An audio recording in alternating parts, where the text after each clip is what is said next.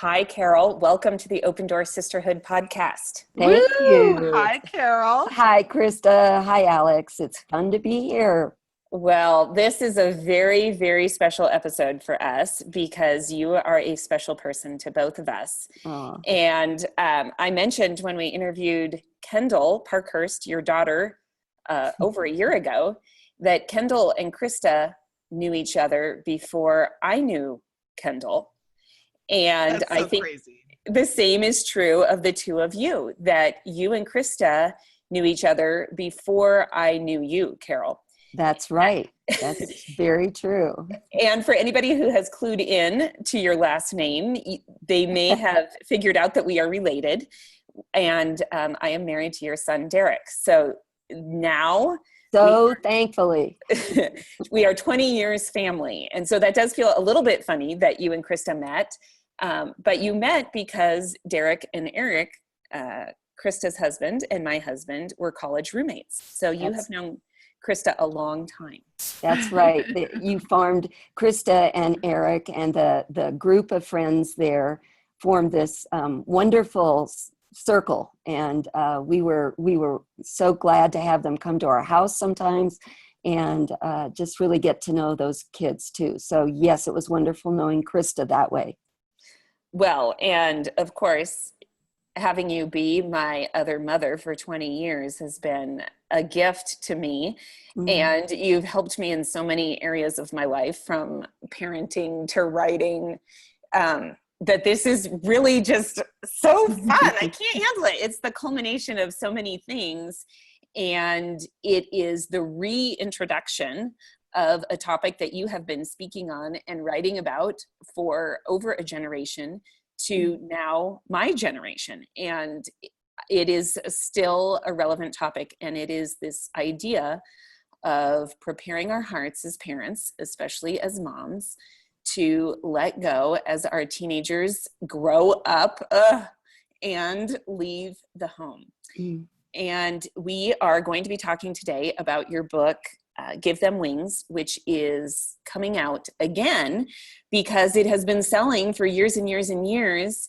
And your publisher came to you and said, you know, this book just keeps selling. Let's add some updates and let's put it back in the marketplace again. And I know that that's true because I get stopped all the time when I go speak at churches by women who have told me how much this book has meant to them. So I know that women have been reading it, and I'm glad that women will keep reading it. So thank you. It just is, it's such a special, special message. And this time around, Krista has added some updated stuff in the book. So if people get the new version, they will get some insights from Krista, because Krista has just launched her first child off to college in the last year. And this is a very new area for her. And we will be hearing struggling area. Yeah. I think our podcast listeners know that because we talk about it often. But we will be digging into some specifics about what Krista has done and what it has meant for her and for Eric, her husband, as they have let their daughter step out of the house and into the world. And I am just trailing behind in full-fledged panic mode because my oldest child, who is also Carol's oldest grandchild, is entering her sophomore year in high school. And I'm just going to cry my way through the next 2 hours because it's hard. I know. So hard. See, we're So not even started and we start crying because it's this hard. It really is. And it surprises us how hard it feels. We know it's on the horizon, but so hard. It is. And everything. So, this is everything I keep thinking. 3 summers. We have 3 summers left. This is, so it's like, I just want to lie on top of her and smother her. Which is the best way to parent. That's the best way to parent. Feel like that's probably not going to reach the end result that I'm hoping for. So, yeah, just at a time where they're like, that's the last thing they want. They're trying to get away and separate. Right. We're laying on top of them and keeping them there. But I just want to say that in revising this book, and first of all, the fact that Krista is doing this with me and that she just added so many heart places in this book. So it's wonderful to have her voice. And Alex, you wrote the foreword, which is such a fun thing. So it just feels like we've woven ourselves together in this way. But for myself, when I was redoing some of these chapters, I just had the same sick feeling in my stomach. I mean, it was like I was right back in that emotional place, because those heart darts are just so painful and it feels like they're going to be there forever. But the reason I wanted to write this is because I want to encourage moms and parents through this, because there is a wonderful season on the other side too. Mm-hmm. Well, one thing you said to me recently that I think is in the book is that it just feels confusing. Like, God, why would you make me love this child so much and then ask me to send her into the world where who knows what's going to happen to her and who knows what's going to happen to our relationship?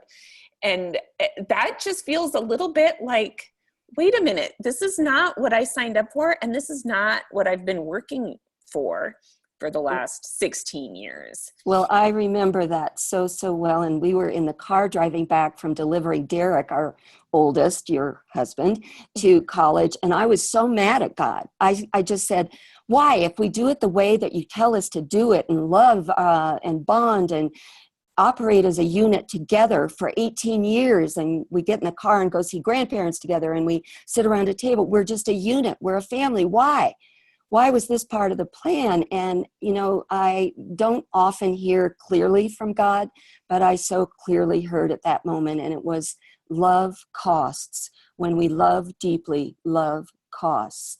It cost me my son. Oh, boy. Yeah, that's an easy start. That's just the depth of it. But it was like, wait a minute, think about this. When we love so deeply, there will be a cost. Mm-hmm. And that doesn't mean we're doing it wrong. It means we're doing it really, really right. And we share that with each other and we help each other through it. And that's the encouragement that I want to give. You don't stay stuck there. It's a transition that you get through to a better place. Mm-hmm. And Carol, you really call this like your life legacy message.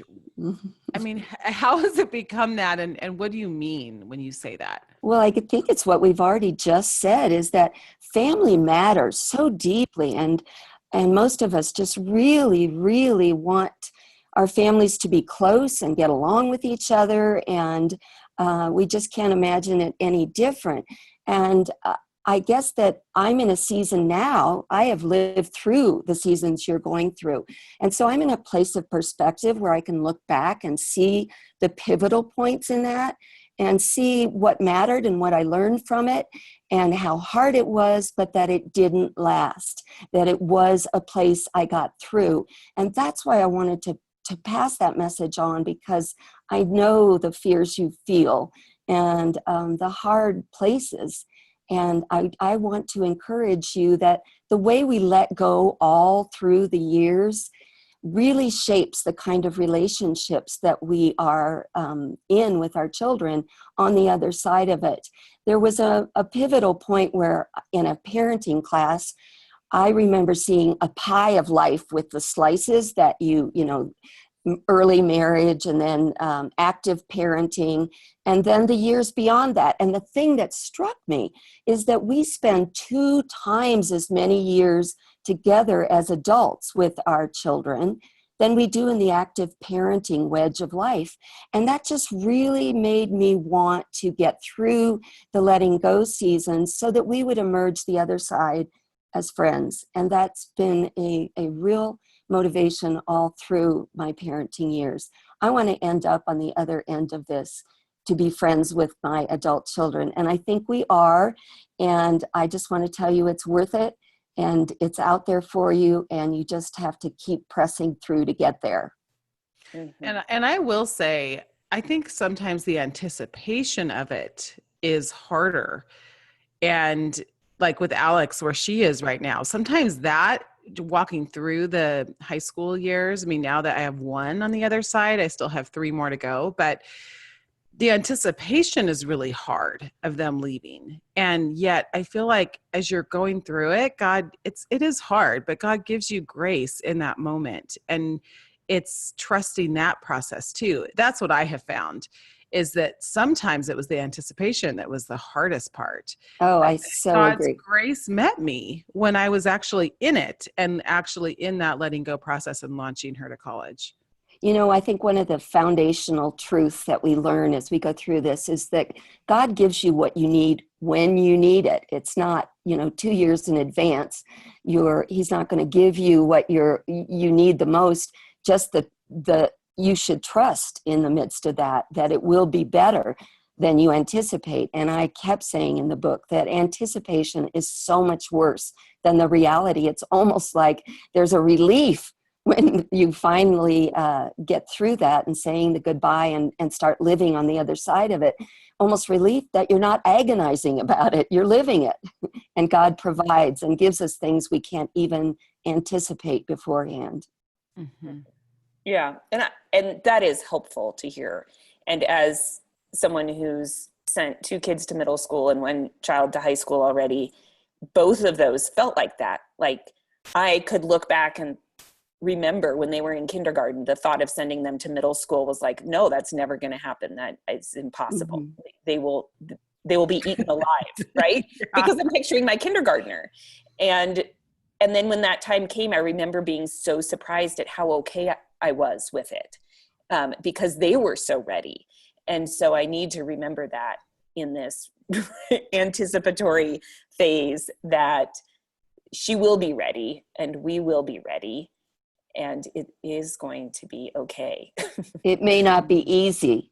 Right. There will be hard parts in the transition, but it is getting used to that whole idea as you learn to let go all the way along, that it will get better. Now, go ahead. You said something about letting go today impacts your relationship later, and that's something that we kind of build on. So, for example, with your kindergartner, when you send your kindergartners to school, that's a step in the letting go process. Or if you send your child to overnight camp, that's a step in that process, whatever it might be. I think that's helpful for moms who maybe have younger kids who are listening to hear that what they're doing today in these little tiny ways is helping them and preparing their hearts and preparing their kids with the skills to step into the world. That's so true. And we get lots of opportunities to practice letting go in little ways. It occurs to me just a few weeks ago, my husband Lynn and I went to an outdoor worship service on a Sunday morning, a beautiful setting in the mountains, spread out our blanket on the grass and began the worship service. But I got obsessed with watching another young family just really close to us on another blanket, a mom and a dad and a little toddler girl with her passy in her mouth. And she was in that stage where she would take a few steps and sort of wobble and sit down on her diaper and then get back up and start walking away. And she started this process of walking away and turning around and looking back at her parents and smiling, kind of like, hey, you going to come get me? You going to let me go? And they waved and smiled and let her keep walking. And that went on for a little bit till she got close to some cement stairs that were obviously going to be a danger to her. And that's when her father got up, and he didn't run over. He walked over to her, and he didn't just pick her up and bring her back to the blanket. He took her hand and he walked her down the steps. And he walked her down and back up and down and back up for a few steps and sort of practiced walking on the steps. And then when she began to get tired, he lifted her on his shoulders and he brought her back to the blanket. And they all just laughed and sat there. And I thought, isn't that just a metaphor for what we do over and over again? We let them go, we watch them go, we smile and encourage, wave, and when they face a danger that we see when it's appropriate, we respond and walk them through it. And the way that we do that, even as they're tiny little ones, really does shape their willingness and desire to come back to the blanket. And isn't that what we want them to do? Mm-hmm. Well, so I actually want to dive in to the high school years because that's what we're focusing on today, and just talk about how do we do this well in the high school years? What's going on in our high schoolers? Why are they pulling away, first of all? And just developmentally, what does that mean for us as parents? Well, the task of adolescence, it's helpful to keep remembering that. And it is to separate that they've grown up, very bonded, but they're getting to a point that it's an instinctive part of their growing up that they need to answer this question: who am I apart from this family? Who am I? And do we encourage that? Do we let them have their own opinions? Do we give them increasing responsibilities so they are able to test their independence? But it's really important that we understand and empower them through that rather than control tighter and pull back. And I mean when it's normal kinds of independence, because, kids are born 100% dependent on us. But by the time they leave home, we really hope that they're close to being independent. And we need to just encourage that along the way. Does that make sense? Mm-hmm. And I do think there are some changes that have happened over the years where I've heard that people who work, for example, for universities are seeing that kids are leaving home less and less prepared to be independent because parents are offering more and more help or Helicoptering. rescuing their kids in different situations. And even Derek and I were just talking about this morning, even about the importance for our kids to fail while they're at home, and the importance for them to have consequences for bad choices while they're at home. And so how do we approach that? I'd like to hear from both of you on that, as far as how do we give our kids enough room and then not rescue them? Well, the rescue part is just so tempting. But what I would say is that I've learned from college counselors that they are getting kids on college campuses that have very little resilience. And so what they are encouraging parents to do is to build resilience in their children, which comes from choosing not to overprotect, which means choosing to let their children have a voice in talking to their teacher, in making arrangements to take a test at a different time, and the way they practice that, they were offering suggestions would be things like order at a restaurant. Don't let your parents, don't step in and order for them, even when they're like in middle school or whatever. You're letting them learn to use their voices. And the other thing about the resilience is that resilience means the ability to do hard things. And we stop that growth when we do the hard things for them, because resilience is built by doing hard things. So it's letting them do those hard things and push through it on their own without being rescued. Mm-hmm. Yeah, and I would just add to that. I heard a counselor once talk about how if we constantly rescue kids right in the middle of their struggle, then they never learn how to be victorious in their struggle. They don't learn then how they can be overcomers. And that's exactly, Carol, what you just said. Mm-hmm. But I think that is, I was even with a friend, hold on, my mic went out. Okay. I was even having a discussion with a friend yesterday about this. She was struggling through an issue with one of her kids, and she was tempted to pull this child out to go rescue. And I just reminded her that if you rescue him now, then he's not going to learn that he can do this, that he can actually do hard things and be that overcomer in this situation. Mm-hmm. And then the next time he faces that, now he doesn't have the confidence to do it. And that's ultimately hurting him. So how can we as parents really reshape the way that we approach situations to say, no, this is building confidence in my kids? Because what is the definition of confidence? It is when there's something we perceive as hard and then we do it, right? And for our kids, they're perceiving these hard things, but then they're doing them, and that is building them into eventually a strong adult. And so I think it's just that mind shift, that mind pivot, that actually when we let our kids struggle, it is creating the kind of adult we're hoping they're going to be. And we as moms actually have to learn how to this is where the letting go comes in, because we want to rescue. It makes us feel really good and needed when we can come in and be like, yay, I'm saving the day with my cape flying, and that really is actually at this point in the game hurting our kids when we do that.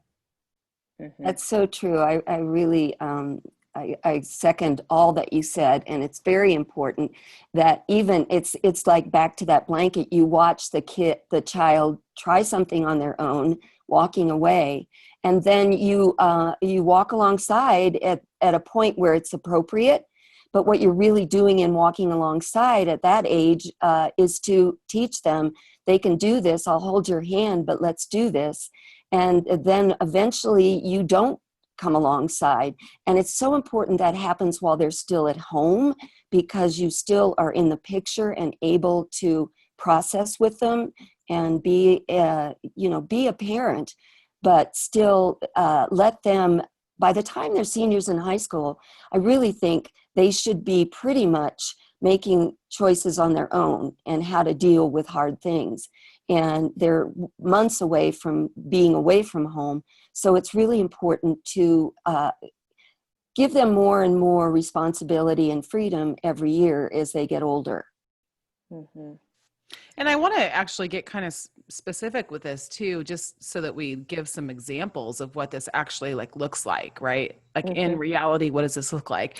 And I would say it's, for example, maybe your child is having problems with a coach or a teacher, and you're tempted to jump in because you're mad about it, as the parent, or you're upset that your child's upset.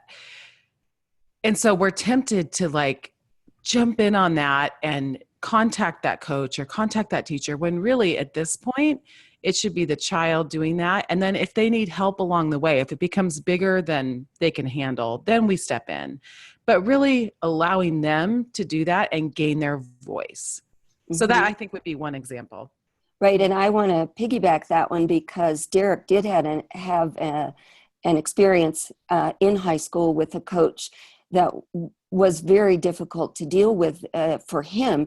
And I know just holding my hand over my mouth was an important parenting tool. But he did say later that learning to operate under less than perfect circumstances is what has helped him learn to deal with people like that all through his adult life. So what he learned from it was much more valuable than what he would have been protected from had we stepped in and done something instead of letting him grow through it. Mm-hmm. And that's probably a good question for moms to ask themselves is, what will my child learn if I let him deal with this on his own? What will he learn if I step in right now? And maybe that's an angle that moms can look at a situation from to decide, is this a time when I step in and a time when I don't? I think that's kind of the dilemma, right, of the teen years, is that there's so many situations where you don't know. How do I know if I step in, and to what extent? So conflict is one, but also choices where safety might be an issue. Driving is a thing that kids do, but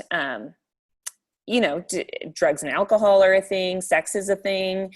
How do parents discern when to step in and when to let kids kind of have their relationships and their decisions? Do you guys have any insight on that? Well, Krista, you're probably going through it with boys in high school now, so that may be what do you do in that situation? Yeah, I think this is the angst of parenting teens, right? I mean, we are getting, I think, to the very core, and I cannot tell you really how much angst this has caused in my own parenting, because it feels so unnatural to let go and trust them with these really big things that sometimes we feel like, I don't know if they're ready. I don't know. Hold on. Sorry, I don't know why that's happening today. You feel like, I don't know if my child is really ready for this big of a temptation of anything that may happen. Are they ready to handle this?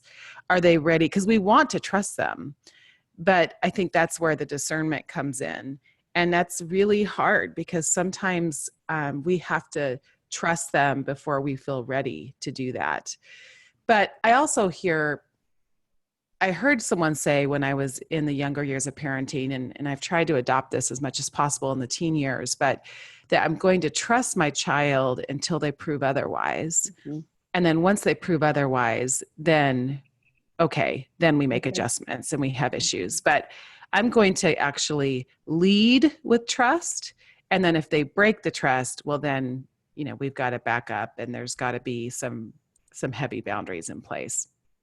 But then you also put those boundaries in place and slowly give it back, because you are, that's the grace that we operate with, that doesn't mean they're grounded for the rest of their high school years, that right. There is a way back.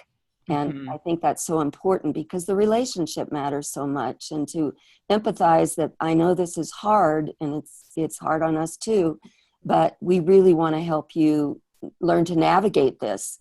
So this is the way we're going to do it. So I do like that freedom within boundaries concept. And that's something that we have decided, okay, here's some like core family values. And I'll just give a really specific example, because I think this demonstrates that a little bit. But our daughter, when she was in high school, wanted to attend a different church. And that was hard on me. It was hard because I wanted to go to church as a family, right? If that's one of my high values, then obviously sharing that with my family is important. And it was just hard for me that she wanted to go somewhere else and not worship with all of us right next to her. And yet ultimately we decided to not make a big deal about it and let her, because she was still going to church. And so we decided really our family value was that church was important, and that fostering the spiritual side of ourselves in community was the value. How she did that, we could give some freedom to that. And some other parents may decide differently. I'm not saying there's, one way or another way, but for us, we just decided the actual important value was that she was at church, that she was going and hearing and in a community of believers that she was with. And that was more important than her actually being physically with us. And so that and I think, the result was in doing that and giving her that freedom, she actually really grew during that season in a way that I'm not sure she would have if she would have just gone out of obligation with us. Krista, I think that's an excellent example. And the whole goal of their faith journey is to help them come to a personal relationship with Jesus, which is their own journey. And it is hard, and it's just another characteristic of the adolescent years, is remembering that their task is to separate. And so the family unit traveling together to church may look different, because a little bit of them says, I want to find faith on my own, and I want to find it now. And for that to happen while you're still a family and you still end up at the same dinner table, the family unit the boundaries begin to soften, and they move in and out of it. They don't come back to the blanket maybe quite so often, but you still want them to come back to the blanket. So the idea is to let them express that, and they're safe in it, and you encourage it rather than discourage it. That gives them confidence in their ability to make those choices. Mm-hmm.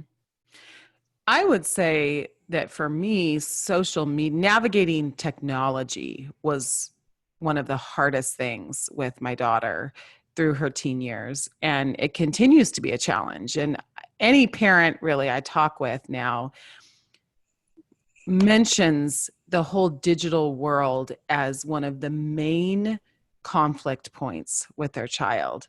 And there was a time when we were just having, I mean, it was on. I mean, we were going to battle, and it was just a really hard season. You know, we were just butting heads. And I remember my daughter saying to me, "You just don't give me any freedom." And I'm thinking in my head, what are you talking about? Like, we give you so much freedom. I just literally, I just could not wrap my brain around that she actually thought that. And so I handed her a notepad and a pen. And in my moment, Just took a sip of water. Carol? I'm sorry. Just took a sip of water. Yeah, just grab some water. You're good. Oh, that's what happened. I took a sip of water. Okay. Oh, okay. I'm done. So sorry, Krista. Keep going. No, you're fine. So in my moment of exasperation, I handed her that notepad and pen, and I said, "Okay, I want you to list every single way we're not giving you freedom right now." And I said, "We're going to come back in an hour. And when we come back in an hour, I want to see your list, and then Dad and I are going to talk about your list, and then we'll talk about what to do about those things." And so for an hour, she was just frantically scribbling down, everything she could think of in ways that we don't give her freedom. And we came back, and she handed me the list, and I said, "Okay, why don't you go, with your friend for 2 hours? Dad and I are going to talk about this list, and then we're going to have a family meeting." And so when I looked at the list, I was shocked. I literally was shocked. I couldn't believe it. Every single item on there had to do with technology. So in her mind, from her perspective, we weren't giving her enough freedom digitally. And that's why she felt confined. It wasn't that we weren't letting her go do things, because we give our children actually a lot of freedom, but because we'd been more strict on the digital side, that was her perspective. And so then we had to decide what we were going to do about that. And that was really hard for me, because there are certain apps that kids use on a regular basis. Let's just mention Snapchat right now as one, for example, where instead of texting, they Snapchat, right? That is how kids now communicate. And yet I am philosophically opposed to an app whose whole purpose is to hide things, right? Like, I've got a major philosophical barrier going about that. Like, the whole purpose is that so people won't find out things, right? It's like this secrecy, deception. It was very difficult for me, because that one was on there. And ultimately, so my husband and I had a 2-hour meeting about kind of all these things on the list. And we decided which ones we were going to say yes to and open the funnel for her, so that she was feeling like we were trusting her more and giving her more freedom, and which ones we were going to hold fast to. And that was a discernment process for those 2 hours, figuring that out. But ultimately we came back together and we said, with her, and we said, "Okay, here's what we're going to do, because we want to show you that we do trust you, and we want to give you more freedom. And this is a healthy communication process for us. But here are some things we're not willing to do right now." And she actually, at the end of that, was really happy. And it really brought us back together and kind of helped that reconciliation process in that season, because she did feel like we were handing her more freedom that she wanted. Mm-hmm. Can I cough just for a second? Okay. I'm so sorry. Carol, there is a mute button on your lower left screen. So if ever you need to quiet and where is it cough, on the lower left screen? the lower left. Oh, mute. I see it. Good. And you just click on it, and it silences you. Oh, okay. But then you need to click on it again to Oh, I see. You want to talk. Yeah. Okay. I think part of technology is that for us as parents, us Gen Xers, we didn't grow up with it in our teen years. So I know when Derek and I look at our kids, we're like, why are you just lying on your bed texting your friends? Go find them. And we've been talking a lot about it this summer at our house with the girls.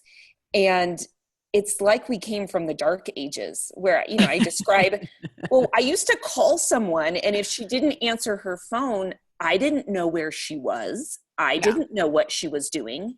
But now there's this ability to kind of know where everyone is all the time. And so that puts a new pressure. But I think as we parent it and we try to figure out how to manage it, part of it is because we didn't experience it as teenagers. And I think another thing that has come up in our world here in Colorado is we're dealing with marijuana in a different way as far as accessibility, but also just attitude that has changed over the last 20 years. Absolutely. And so part of our questions about how to deal with it is that we weren't in the same environment that our kids are now. So I think we maybe as parents need to look at what shaped us as adolescents and what experiences did we have. And even camp. This week, we've been talking to our daughter, trying to convince her to go to Young Life Camp, and she's not going to. But we said to her just outright, it was a really great experience for us as teenagers. And so we want you to have that kind of experience. So how do we let go of things, recognize things that shaped us as adolescents, either in a positive way or a negative way, and let our kids have their own process? I feel like that's part of the letting go too, is just expectations. Well, that's an interesting question, because as you say, you want to tell them that this was how it was for me. Mm-hmm. They're going to push back against that right away, because again, their task is to separate. So they're not going to like that because they just don't want to be like you right now. Mm-hmm. So I think to know how to process that with them is important. I think there's two things here. And one is, what is the bigger picture of what you're aiming for? And with social media, it is, especially with a senior in high school, is to be helping them manage it, because in a few months they're managing it entirely on their own choices. So taking advantage of the time you have to encourage them with conversations about what's hard about social media, what's making them feel sad or lonely or left out, and talking about the things that are maybe not so healthy with social media, and having those conversations and admitting your own times that you felt that way, so they understand, yes, that you are like them in some ways and you do remember those things.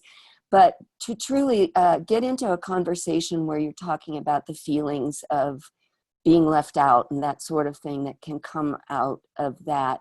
So I think that's important. And just to process with them in conversation over and over again, so that you are helping them reach a point where they're going to be able to manage it on their own. And the other thing is, I would say it's a great benefit to have social media when we can use it when they're away from home, to be with them and talk with them and that sort of thing. So that's helpful. And another thing is, you probably have read, like I have, of all the changes it is making in these teenagers growing up with that much social screen time. And I read one article that just sounded frightening, where the kids were admitting, I think I like my phone better than I like my friends.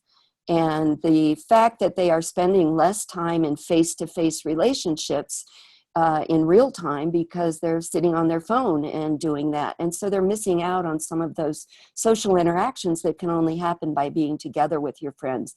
So knowing some of those things and encouraging kids just to spend more time face-to-face rather than FaceTime is helpful, I think. Yeah, and I think I want to jump in on that as well, because in retrospect, my daughter has had an interesting perspective looking back on her high school years. And she was actually talking to her brothers this summer, and they were saying, joking about some of our digital rules, right, in our house. And she, for example, one of the things we decided we wouldn't compromise on was everyone turning their phones in at night. So everybody turns them in. And a part of that is protecting sleep, which I really believe with teenagers is critical to their mental health. is really protecting that sleep. And so for me, that was a huge part of why we were doing that. And so I remember, the last day of school when Kenna cheered, and I said, "Why are you cheering?" And she said, "Because this is the last day I have to turn my phone in." Like, she was just like, woohoo. She was like so pumped. She felt like she was the last human on the planet, right? That had to turn her phone in at night. But that was just part of what we did as a family. And it was interesting because she was talking with the boys this summer, and she said, "You guys, I know it feels sometimes like a lot because no one else has to do some of these things." But she goes, "Someday you will thank mom and dad." She goes, "I look back now and realize like that was really the best thing for me." And so now in her mature place, right? Now in her like little grown up place, she's able to say, "Boys, like it's okay. That was actually really good for me. I needed a break. I needed to not have my friends texting me at midnight and 1 a.m. on a school night. That was actually a really good thing." So sometimes we just have to hold fast. And another example I want to give is I have a friend who had a sleepover, and it was a bunch of 13-year-olds. And she warned them. She said, "Okay, at 11 o'clock, I am going to come and I'm going to take your phones and put them in this basket. If you need to get a hold of someone in the middle of the night, just come grab me. I'm happy to help you through that," all of that. So 11 o'clock rolls around and she goes, "Okay, everybody, like I said, it's time, we're going to collect all the phones and put them in a basket." And she said it was as if she was saying, "Okay, I'm going to saw your arm off now because, I'm collecting the phones." I mean, it was that dramatic of a response. She just literally felt like they had this visceral response to having to put their phones in the basket. And, they had all sorts of excuses in that moment of why they couldn't. And she said, "You're going to be calling your parents at 1 a.m.? Like she goes, well, because one of them was saying, "I need to get a hold of my parents." She's like, "At 1 a.m.? If you need something, like come get me because I'll be helping you at 1 a.m. through that." So anyway, the girls finally did, though the one who was having the party, whose parent this was, got a bit of a backlash from the girls because they said, "Your parents have no right to take our phones." And, and so then she's feeling badly. But this is the moral of the story. The girls had an amazing night. They made up dances. They did like a show. They were, doing all these things. And this mom was telling me she really believes that would not have happened had she not taken away their devices. And so sometimes as parents, here's my point. Sometimes as parents, when we decide what that is for the health of our child, whatever that's going to be, or for the health of that situation or that experience or whatever, sending them to camp, whatever it is. And we really follow through on that and hold a firm boundary with that because we think it's the best thing for them. I want parents to hear that that's okay and that's actually a good thing. If you've discerned that is a hill we're going to die on because this is going to be really healthy for my child, that's okay. And I think some parents feel like it's not okay. They don't feel like they have a right to take their child's phone away at night or at an event, tell the girls, "Okay, at midnight, you guys are, I'd like your phones to be turned in," or whatever.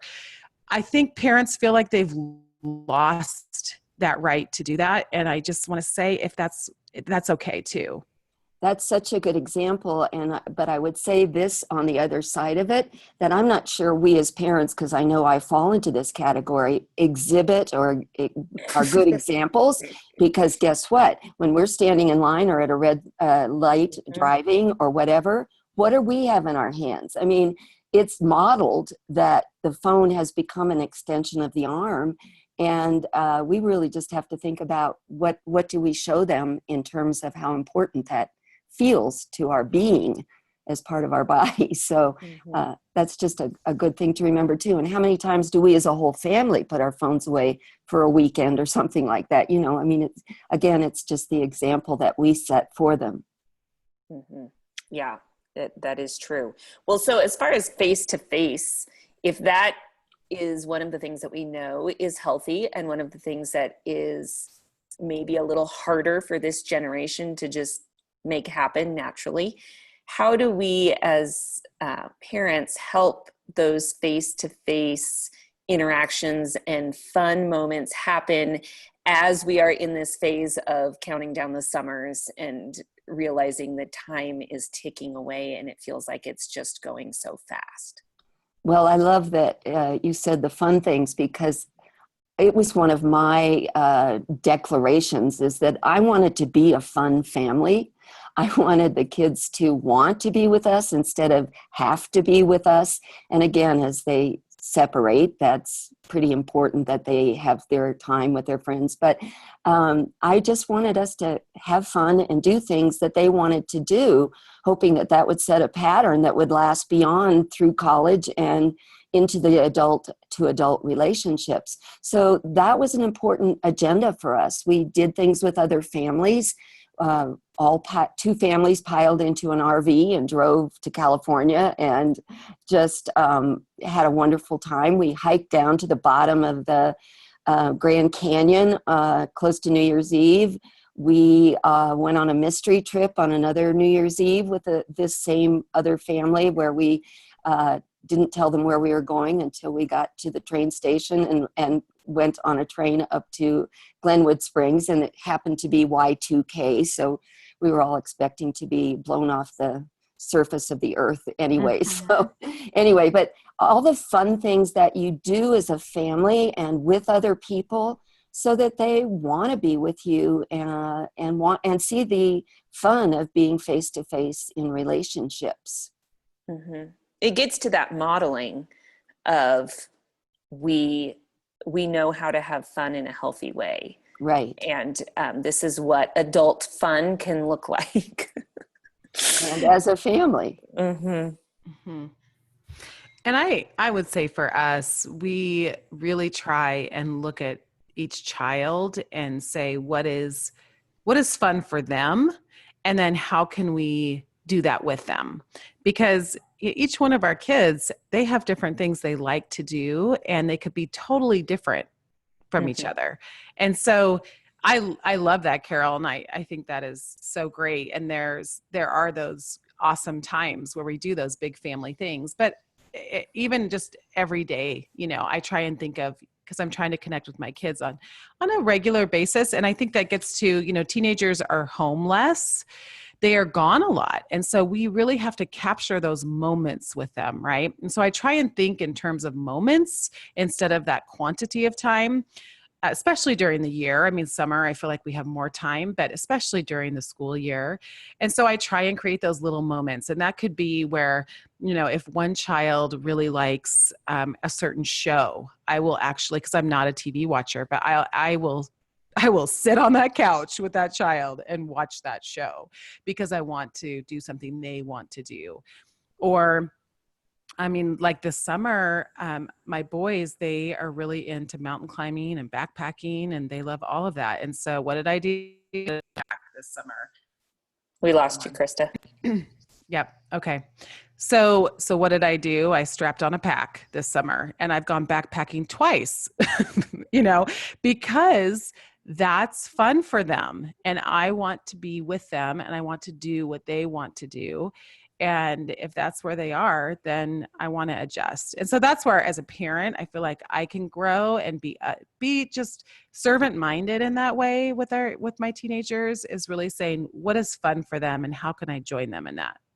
One of the important parts of that is to know your children individually and know each one is unique in their own way. And what is fun for one child may be totally different than what's fun for another child. So that's another good parenting tool, is to just really be looking for those unique ways that they have fun. And I do want to mention, like, I know that for some parents listening, like their teenager is not excited about spending time, because I have been there where my child has not been excited about spending time with me. And so, but I think it's trying to find their currency. That's how I like to put it. It's finding their currency. What do they care about? And then, so for example, when my daughter and I were in some harder places, she loves sushi. And so I would invite her on a sushi date. And I'd say, hey, let's go grab sushi, and then that would just be a fun thing that she was excited about.